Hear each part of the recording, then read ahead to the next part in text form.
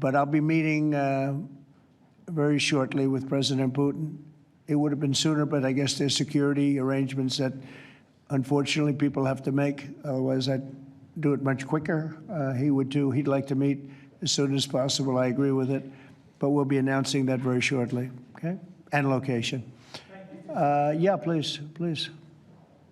Mr. President, with this meeting with Putin, is this Russia's last chance to achieve peace? And do you expect Ukraine to make any type of territorial concession? Yeah, I don't like using the term last chance. Look, it's, look, this is two very, very smart people. They've been going at it and their predecessors also very smart.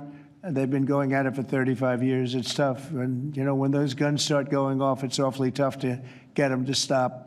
It really does. It's a war that should have never happened. It would have never happened if I were president. There was no reason for it.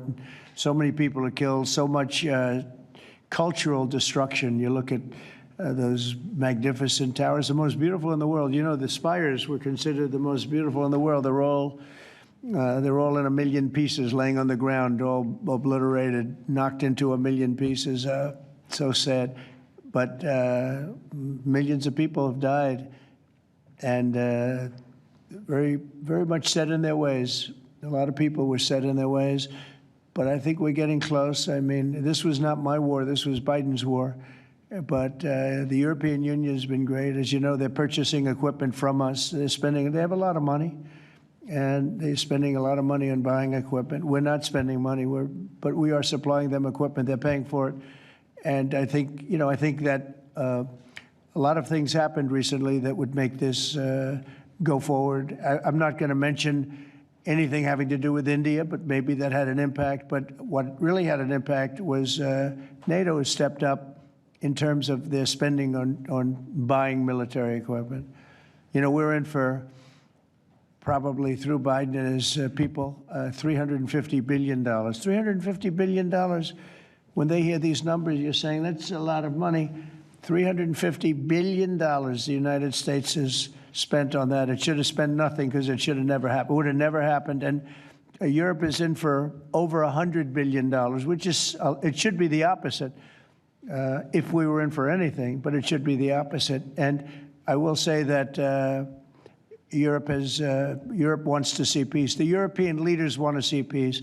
President Putin, I believe, wants to see peace, and Zelensky wants to see peace. Now, President Zelensky has to get all of his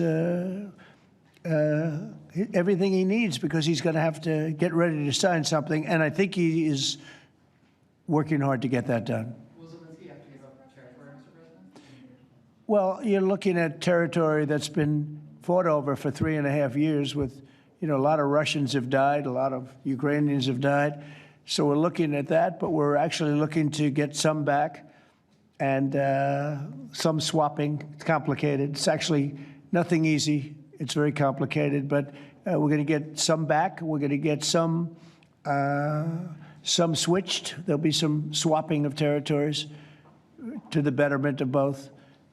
And but we'll be talking about that either later or tomorrow or whatever.